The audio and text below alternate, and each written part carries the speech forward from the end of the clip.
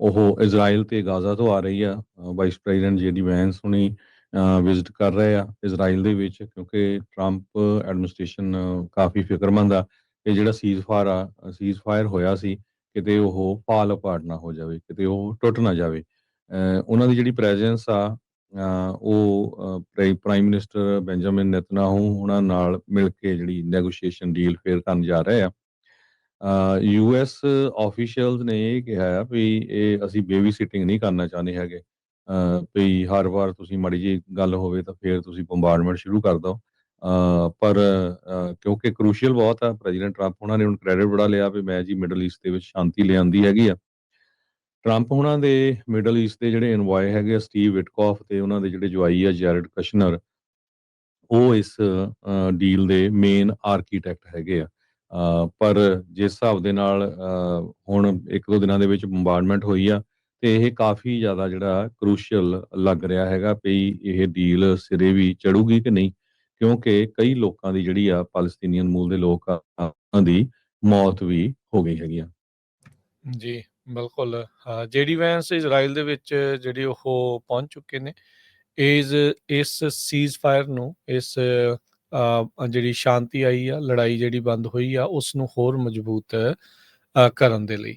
ਸੋ 12 ਦਿਨ ਜਿਹੜੇ ਹਰਜੋਤ ਸਿੰਘ ਜੀ ਹੋ ਚੁੱਕੇ ਨੇ। ਕਹਿੰਦੇ ਵੀ ਇਹ ਉਸ ਟਾਈਮ ਦੇ ਉੱਤੇ ਉਹਨਾਂ ਦੀ ਵਿਜ਼ਿਟ ਹੋਈ ਆ ਜਦੋਂ 12 ਦਿਨ ਦੀ ਇਹ ਟਰੂਸ ਆ, ਉਸ ਦੇ ਵਿੱਚ ਜਿਹੜੀ ਵਾਇਲੈਂਸ ਦੁਬਾਰਾ ਸ਼ੁਰੂ ਹੋ ਚੁੱਕੀ ਆ, ਉਹ ਕਿਤੇ ਉਹਦੇ ਨਾਲ ਡੀਰੇਲ ਕੰਮ ਜਿਹੜਾ ਉਹ ਨਾ ਹੋ ਜਾਵੇ। ਕੱਲ ਰਾਸ਼ਟਰਪਤੀ ਟਰੰਪ ਹੁਣਾਂ ਨੇ ਕਿਹਾ ਸੀਗਾ ਵੀ ਸੀਜ਼ਫਾਇਰ ਟਰੈਕ ਦੇ ਉੱਤੇ ਹੀ ਆ, ਤੇ ਪਰ ਹਮਾਸ ਨੂੰ ਨਾਲ ਉਹਨਾਂ ਨੇ ਧਮਕੀ ਦੇ ਦਿੱਤੀ ਸੀ ਵੀ ਜੇ ਤੁਸੀਂ ਡੀਲ ਨੂੰ ਵਾਇਲੇਟ ਕੀਤਾ ਤਾਂ ਤੁਹਾਨੂੰ ਖਤਮ ਕਰ ਦੇਵਾਂਗੇ।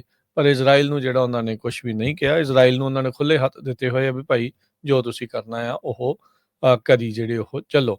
ਉਹਨਾਂ ਦਾ ਆਪਣਾ ਜਿਹੜਾ ਜਵਾਈ, ਜਿਹੜਾ ਉਹਨਾਂ ਦਾ ਮਿਡਲ ਈਸਟ ਦਾ ਐਨਵਾਏ ਵਿਟਕੋਫ, ਤੇ ਹੁਣ ਉਪ ਰਾਸ਼ਟਰਪਤੀ ਜਿਹੜੇ JD ਵੈਂਸ ਆ, ਉਹ ਮੇਕ ਸ਼ੋਰ ਕਰ ਰਹੇ ਆ ਵੀ ਜਿਹੜੀ ਸੀਜ਼ਫਾਇਰ ਡੀਲ ਆ ਉਹ ਬਰਕਰਾਰ ਰਹੇ। ਨਿਊਯਾਰਕ ਟਾਈਮਜ਼ ਸਾਈਟ ਕਰ ਰਹੇ ਸੀਗੇ, ਉਹਨਾਂ ਨੇ ਦੱਸਿਆ ਵੀ US ਅਧਿਕਾਰੀ ਕਹਿ ਰਹੇ ਆ ਵੀ ਪ੍ਰਾਈਮ ਮਿਨਿਸਟਰ ਨੂੰ ਲੈ ਕੇ, ਜਿਹੜੇ ਨੇਤਨਯਾਹੂ ਨੂੰ ਲੈ ਕੇ ਚਿੰਤਾ ਆ ਵੀ ਉਹ ਕਿਤੇ ਡੀਲ ਨੂੰ ਵਕੇਟ ਨਾ ਕਰ ਦੇਵੇ, ਯਾਨੀ ਕਿ ਉਹ ਵਿੱਚ ਹੀ ਛੱਡ ਕੇ ਜਿਹੜੀ ਆ ਡੀਲ ਨੂੰ ਗਾਹ ਨਾ ਜਿਹੜਾ ਉਹ ਤੁਰ ਜਾਵੇ। 153 ਟਨ ਦੇ ਜਿਹੜੇ ਬੰਬ ਆ ਗਾਜ਼ਾ ਦੇ ਵਿੱਚ, ਕਹਿੰਦੇ ਵੀ ਹਮਾਸ ਨੇ ਸੀਜ਼ਫਾਇਰ ਨੂੰ ਬਰੀਚ ਕੀਤਾ ਹੈ, ਇਸ ਲਈ ਉਹਨਾਂ ਨੇ 153 ਟਨ ਦੇ ਜਿਹੜੇ ਬੰਬ ਆ ਉਹ ਗਾਜ਼ਾ ਦੇ ਵਿੱਚ ਫੇਰ ਸੁੱਟੇ ਹੈਗੇ ਆ। ਸੋ ਕਹਿੰਦੇ ਵੀ ਜਿਹੜੇ ਇੱਕ ਪਾਸੇ ਕਹਿ ਰਹੇ ਵੀ ਤੁਹਾਡੇ ਹੱਥ ਦੇ ਵਿੱਚ ਹਥਿਆਰ ਆ, ਦੂਜੇ ਪਾਸੇ ਤੁਸੀਂ ਉਹ ਦੂਜਾ ਹੱਥ ਜਿਹੜਾ ਸ਼ਾਂਤੀ ਲਈ ਵਧਾਇਆ ਆ, ਤੇ ਕਹਿੰਦੇ ਵੀ peace with the strong, you make peace with the strong not with the weak, ਵੀ ਕਮਜ਼ੋਰ ਦੇ ਨਾਲ ਨਹੀਂ ਤੁਸੀਂ ਜਿਹੜੀ ਸ਼ਾਂਤੀ ਲਿਆ ਸਕਦੇ, ਤਗੜੇ ਦੇ ਨਾਲ ਹੀ ਜਿਹੜੀ ਉਹ ਸ਼ਾਂਤੀ ਲਿਆਂਦੀ ਜਾਂਦੀ ਹੈ। ਇਜ਼ਰਾਈਲ ਅੱਜ ਤਗੜਾ ਆ ਪਹਿਲਾਂ ਦੇ ਨਾਲੋਂ ਵੀ। ਸੋ ਇਹ ਸਾਰਾ ਕੁਝ ਜਿਹੜਾ ਹਰਜੋਤ ਸਿੰਘ ਜੀ ਚੱਲ ਰਿਹਾ ਆ, ਪਰ ਦੇਖੋ ਕਿੰਨਾ ਚਿਰ ਜਿਹੜੀ ਟਰੂਸ ਆ ਉਹ ਰਹਿ ਸਕਦੀ ਆ।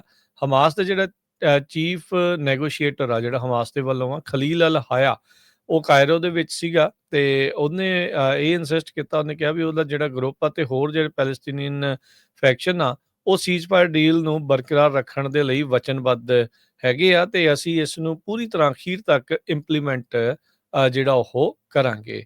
ਕਹਿੰਦੇ ਵੀ ਜੋ ਮੀਡੀਏਟਰਸ ਤੋਂ ਪਤਾ ਲੱਗਾ ਆ, ਤੇ US ਪ੍ਰੈਜ਼ੀਡੈਂਟ ਨੇ ਰੀਅਸ਼ੋਰ ਕੀਤਾ ਆ ਵੀ ਜਿਹੜਾ ਗਾਜ਼ਾ ਦੇ ਵਿੱਚ ਲੜਾਈ ਆ ਉਹ ਖਤਮ ਹੋ ਚੁੱਕੀ ਹੈਗੀ ਆ। ਸੋ ਕੱਲ ਰਾਤ ਓਵਰਨਾਈਟ ਕਹਿੰਦੇ ਇਜ਼ਰਾਈਲੀ ਅਧਿਕਾਰੀਆਂ ਨੇ ਕਨਫਰਮ ਕੀਤਾ ਵੀ ਹਮਾਸ ਨੇ ਇੱਕ ਹੋਰ ਜਿਹੜੇ ਇਜ਼ਰਾਈਲੀ ਹੌਸਟੇਜ ਜਿਹੜਾ ਜਿਸ ਦੀ ਮੌਤ ਹੋ ਚੁੱਕੀ ਆ, ਉਸ ਦੀ ਜਿਹੜੀ ਲਾਸ਼ ਆ ਉਹ ਰੈੱਡ ਕਰਾਸ ਗਾਜ਼ਾ ਦੇ ਵਿੱਚ ਜਿਹੜੀ ਉਹਨਾਂ ਨੂੰ ਫੜਾ ਦਿੱਤੀ ਹੈਗੀ ਆ। ਸੋ ਕਹਿੰਦੇ ਵੀ 28 ਦੇ ਵਿੱਚੋਂ 13 ਜਿਹੜੀਆਂ ਬੋਡੀਜ਼ ਆ ਉਹ ਇਸ ਟਾਈਮ ਗਾਜ਼ਾ ਦੇ ਵਿੱਚ ਆ ਚੁੱਕੀਆਂ ਨੇ, ਜਿਹੜੇ 28 ਹੌਸਟੇਜਸ ਜਿਨ੍ਹਾਂ ਦੀ ਮੌਤ ਹੋ ਚੁੱਕੀ ਆ, ਤੇ 10 ਅਕਤੂਬਰ ਤੋਂ ਜਿਹੜਾ ਉਹ ਬਾਅਦ ਦੇ ਵਿੱਚ। ਸੋ 2000 ਫੈਲਸਤੀਨੀਅਨ ਪ੍ਰਿਜ਼ਨਰ ਤੇ ਡਿਟੇਨੀ ਇਜ਼ਰਾਈਲ ਦੀਆਂ ਜਿਹੜੀਆਂ ਜੇਲ੍ਹਾਂ ਦੇ ਵਿੱਚ ਜਿਹੜੇ ਉਹ ਬੰਦ ਸੀਗੇ, ਉਹਨਾਂ ਚੋਂ ਜਿਹੜੇ 20 ਜਿੰਦਾ ਇਜ਼ਰਾਈਲੀ ਹੌਸਟੇਜ ਆ ਉਹ ਪਿਛਲੇ ਹਫਤੇ ਜਿਹੜੇ ਉਹਨਾਂ ਨੇ ਰਿਲੀਜ਼ ਕੀਤੇ ਸੀ, ਤੇ ਇਹਨਾਂ ਦੇ ਬਦਲੇ